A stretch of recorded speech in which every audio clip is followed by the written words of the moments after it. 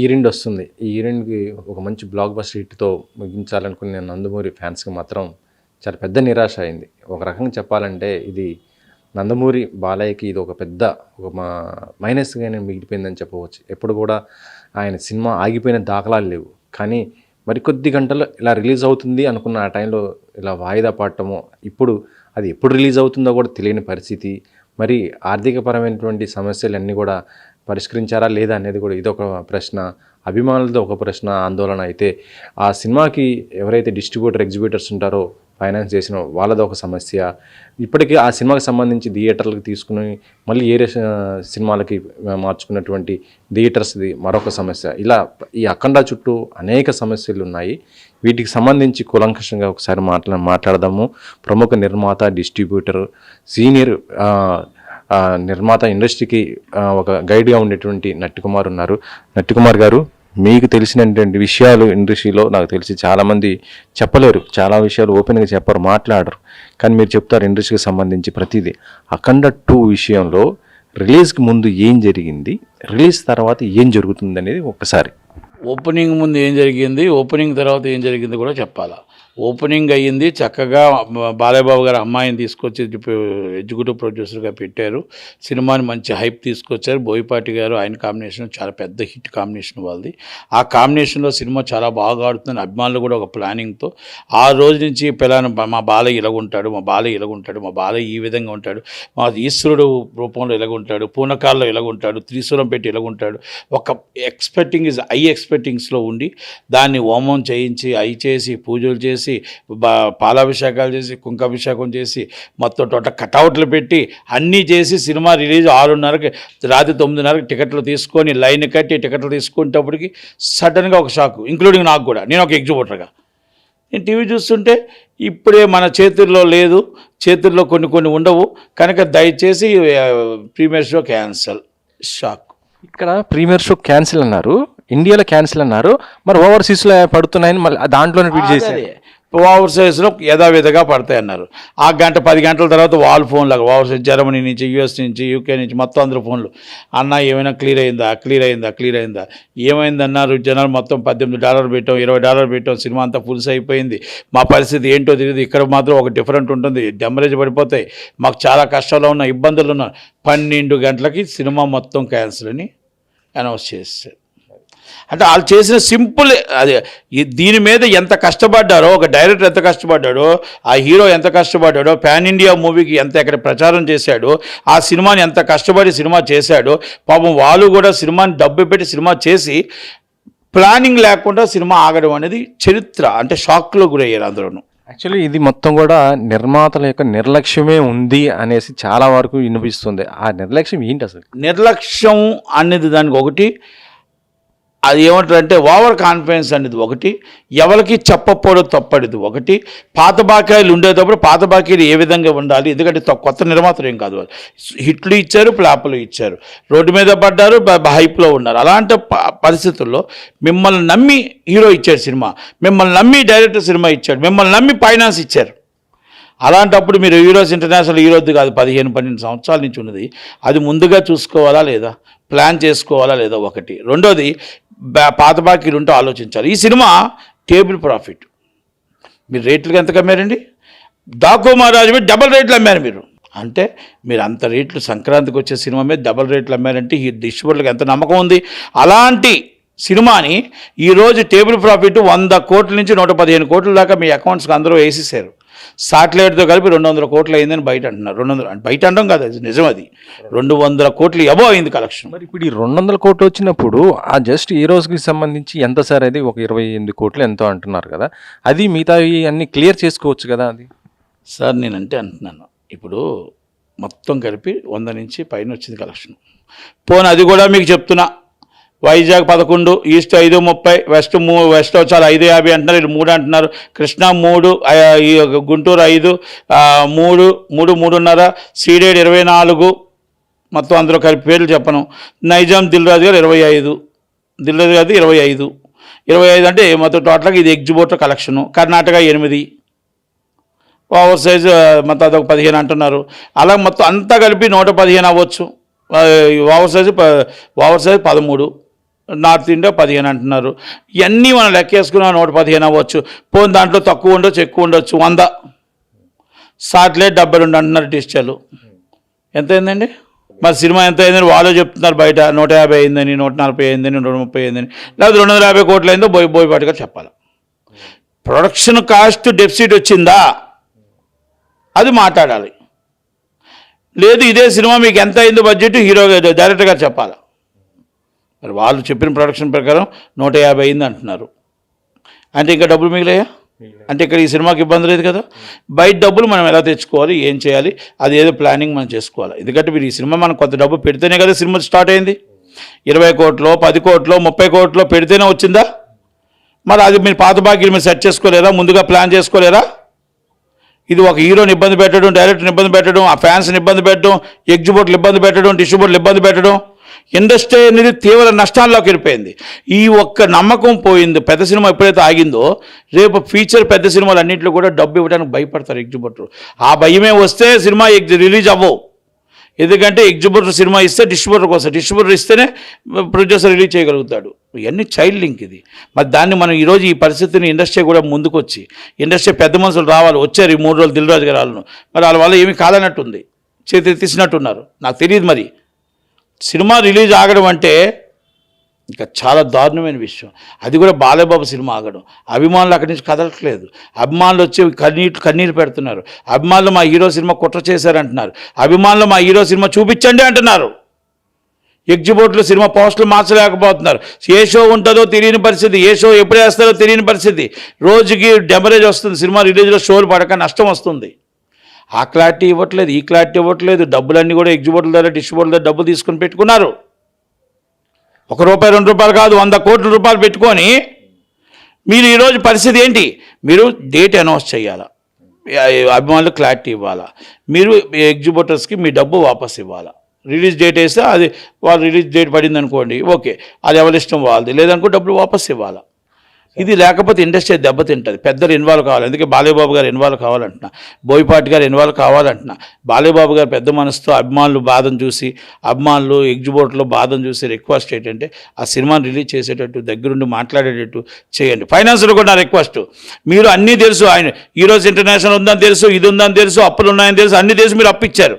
మన పాత పద్ధతిలో, మీరు పాత వాళ్ళే కదా, పాత పద్ధతిలో ఏముంది, ఎంత వస్తే అంత రేషియో కింద పంచుకొని సినిమాని రిలీజ్ చేయాలి, రిలీజ్ ఆపకూడదు. ఇప్పుడు ఎగ్జిబిటర్లో డబ్బులు వాపస్ అడిగితే టోటల్గా తీవ్ర నష్టం వస్తుంది. కనుక సినిమా రిలీజ్ చేయాలి. రిలీజ్ చేస్తేనే మార్గం. ఆ డబ్బు వాటిలో తీసుకోవడం, ఇంకోటో చేయండి. పెద్దలు మాట్లాడండి, ఏ విధంగా చేయాలో, ఏ విధంగా బయటపడాలో, ఏ విధంగా ఇండస్ట్రీని కాపాడుకోవాలో చేయండి. ఈ నష్టాన్ని మనం భర్తీ చేసుకోవాలి. కానీ ఇలా సినిమా ఆపడం కరెక్ట్ కాదు. మాట్లాడకుండా, దానికి క్లారిటీ ఇవ్వకుండా, అసలు అభిమానుల థియేటర్గానే ఉండడం, ఏ షో పడుతుందో అని తెలియక అలా వెయిట్ చేయడం, ఇట్ ఈస్ నాట్ కరెక్ట్. 14 రిలీజ్కును వేరే హౌస్కి మధ్య ఏంటి సార్ అది? ఏంటి ఒప్పందం ఏముంది అసలుకి? అది ఇప్పుడు ఎందుకు వచ్చింది? లేదు, ఏదో సినిమాస్ దండి, వాళ్ళకి ఏదో పాత బాకీ ఉంది. పాత బాకీ ఉంటప్పుడు వాళ్ళు కోర్టు యాజ్ బర్ లా ప్రకారం వాళ్ళు వెళ్తారు. మనం దాన్ని ఎందుకు వెళ్తున్నాం అని అంటానికి రైట్ లేదు. కాకపోతే వాళ్ళు కూడా హీరోస్ ఇంటర్నేషనల్ బాలయ్యబాబుతో సినిమా చేశారు వాళ్ళు. మరి బాలయ్యబాబుతో మంచి ర్యాపో ఉంది. మరి వాళ్ళు కూడా ఒక మాట అనకుండా, మరి మాట్లాడకుండా ఎందుకు ఇది జరిగిందో అర్థం కావట్లేదు. బాలయ్యబాబుతో మంచి ర్యాపో ఉంది. బాలయ్యబాబుతో సినిమా చేసిన వ్యక్తులు వాళ్ళు ఎందుకు స్టేకి వెళ్ళి ఈ సినిమా ఆపారో అని అర్థం కావట్లేదు. అంటే ఇక్కడ జరిగినటువంటి మిస్టేకే, ప్రొడ్యూసర్ మిస్టేకా లేకపోతే మరి ఏంటి? బాలయ్యబాబు గారికి ఒక ఇన్ఫర్మేషన్ ఇవ్వాలి కదా, వాళ్ళది తప్పే. కాకపోతే తప్పు అని అంటానికి లేదు. మా డబ్బు మా ఇష్టం, మేము యాజ్ బర్ లా వెళ్తాం. మాకు చట్టం, రాజ్యాంగం ఇచ్చిన హక్కు, లా ఇచ్చిన హక్కుని మేము కాపాడుకుంటాం. మేమే దౌర్జన్యం చేయట్లేదు కదా. యాజ్ బర్ లా మేము వెళ్ళామని అంటే మనం ఏం చేయాలి? అవార్డు కూడా వచ్చింది వాళ్ళకి.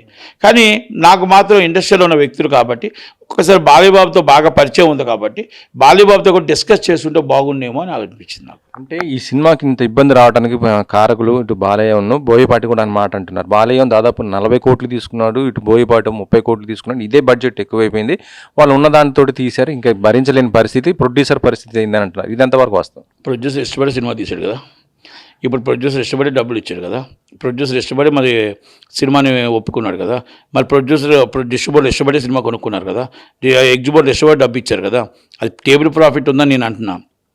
ఈ డిస్కషన్లు ఎందుకు వస్తాయి? ఆయన తీసుకున్న రెమ్యునేషన్లో ఆయన తీసుకున్న దానికి టేబుల్ ప్రాఫిటే వచ్చింది కదా. అది బాలయ్యబాబుని చూసే ఇచ్చారు కదా, బోయపాటిని చూసే ఇచ్చారు కదా. మన హీరో ప్రొడ్యూసర్ మొఖం నా మొఖం చూసి ఇవ్వలేదు కదా, మీ మొఖం చూసి ఇచ్చారు ఏమైనా కాదు కదా. కనుక దానికోసం డిస్కషన్ కూడా ఉండకూడదు. సినిమా ఆల్రెడీ టేబుల్ ప్రాఫిట్ అన్నప్పుడు మనం డిస్కస్ చేయకూడదు. మనకి ఇష్టపడి చేసుకున్నప్పుడు మాట్లాడకూడదు.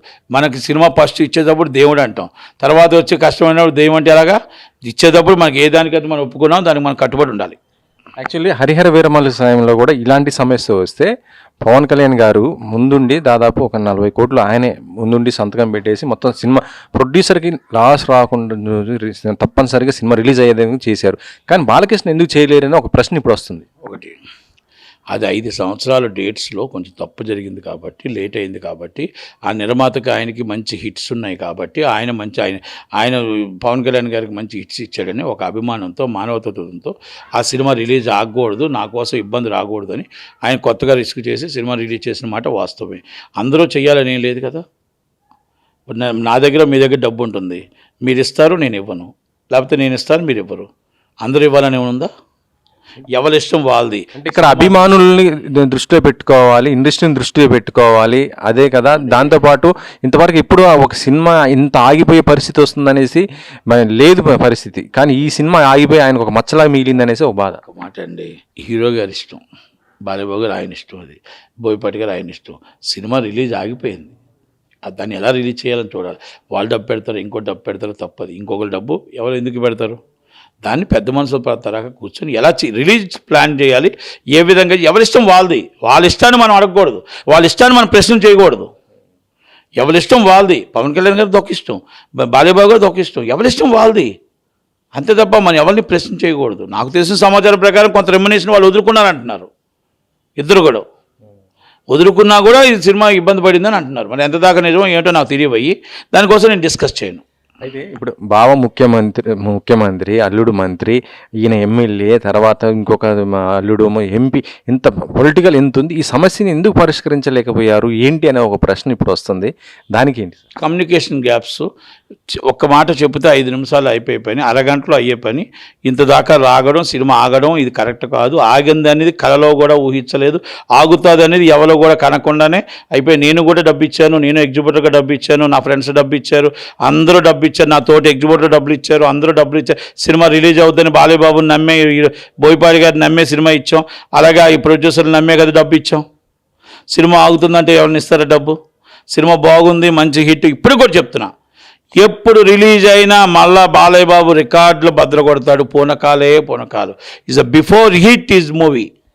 ఇంకొకటి కూడా మనం ఒక్క మాట చెప్తున్నా, దయచేసి అందరూ అర్థం చేసుకో, content is loading. Content load అయిపోయింది. ఎనీ టైం ఎప్పుడు కూడా ఏదైనా సమయం బయటకు వచ్చేస్తే మనం ఇబ్బంది పడతాం. కాబట్టి బిఫోర్ ఇమ్మీడియట్లీ రిలీజ్ చేయడానికి ప్లాన్ చేయాలి.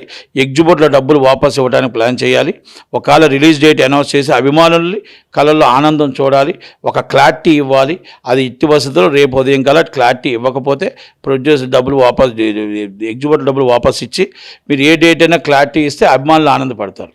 ఇప్పుడు ఈ సినిమా ఇది రిలీజ్గా ఆగిపోవడానికి కారణం ఒకటి మెగాస్టార్ చిరంజీవి అనేసి సోషల్ మీడియాలో ఎంత ట్రోల్ చేస్తున్నారు మీకు తెలుసు. అసలు ఎందుకు వస్తుంది ఇది? పని పాటు లేని వాళ్ళు చేస్తారు. చిరంజీవి గారికి ఏం సంబంధం అండి? చిరంజీవి గారు ఆయన సినిమా ఆయన చేసుకుంటున్నాడు, ఏ దాంట్లో దూరడు ఆయన. ఇంకొకరికి నేను ఒక మాట చెప్తానండి, ఇంకొకరి దాంట్లో ఆయన దూడరు, ఇంకొకరి దాంట్లో ఆయన రాడు. దయచేసి ఇలాంటివన్నీ కూడా ఇది కాంట్రవర్సీ రాకూడదు. సినిమా రిలీజ్ అవ్వాలి, సినిమా బాగుండాలి, పెద్ద హిట్ అవ్వాలి, సినిమా రిలీజ్ అవ్వాలని కోరుకుందాం, ఆ దేవుని కోరుకుందాం, దుర్గమ్మని కోరుకుందాం, అందరినీ వెంకటేశ్వర స్వామిని కోరుకుందాం తప్ప సినిమాని కాంట్రవర్సీ చేయకూడదు. చిరంజీవి గారు ఎప్పుడు కూడా ఇలాంటి వాటిలో ఎప్పుడు దూడరు.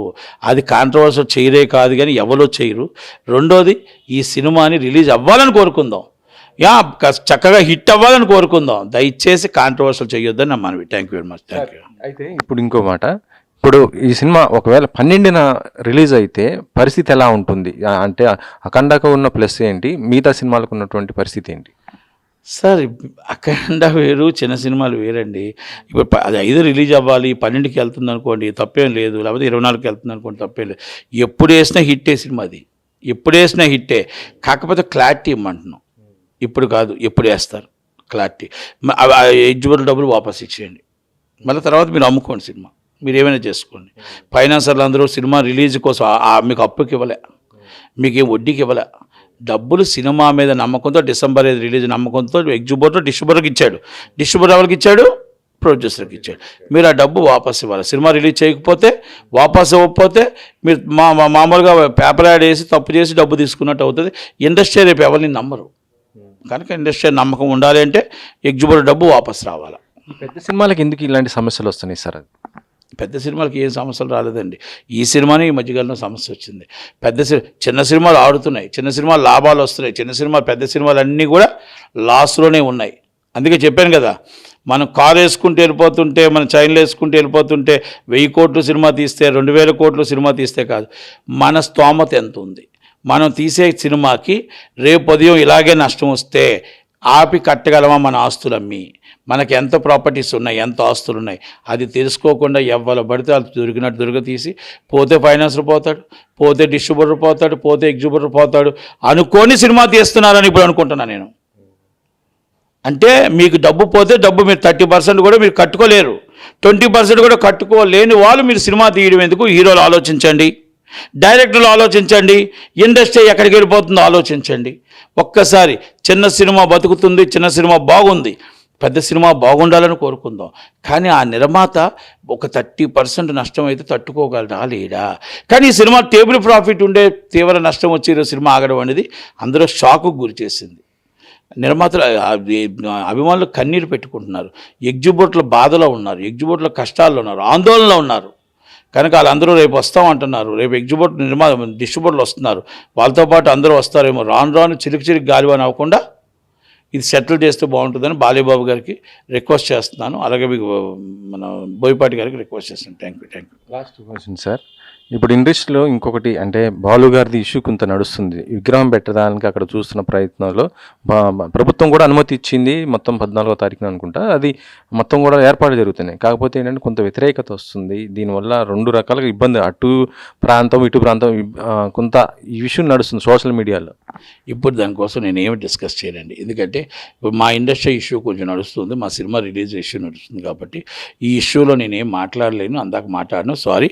నేను మొత్తం టోటల్గా మా ఇష్యూ సాల్వ్ అయిన తర్వాత తప్పకుండా మిమ్మల్ని పిలిచి నేను మాట్లాడతాను. Thank you very much. Thank you. ఇది అఖండ సినిమా ప్రస్తుతం అయితే ఎప్పుడు రిలీజ్ అవుతుందో ఒక క్లారిటీ అయితే లేదు. కానీ ఈ సినిమాకు మాత్రం ఇప్పుడు వరకు ఎవరైతే పేమెంట్ చేశారో ఎగ్జిబిటర్స్ కానీ డిస్ట్రిబ్యూటర్స్ కానీ వాళ్ళ అమౌంట్ మొత్తం కూడా రిటర్న్ ఇమ్మని కూడా కోరుతున్నారు. మళ్ళీ తర్వాత సినిమా అనౌన్స్మెంట్ చేసిన తర్వాత అప్పుడు మళ్ళీ బిజినెస్ చేసుకోవచ్చని, లేకపోతే మొత్తం కూడా అందరూ వీధిన పడే పరిస్థితి ఉందని కూడా చెప్తున్న పరిస్థితి అయితే ఉంది. మరి అఖండ సినిమా ఎప్పుడు రిలీజ్ అవుతుంది ఏంటి అనేది కూడా ఎదురు చూడాల్సిన పరిస్థితి అయితే ఉందని చెప్పవచ్చు. కెమెరామెన్ భాషతో వెంకట్, 10 TV.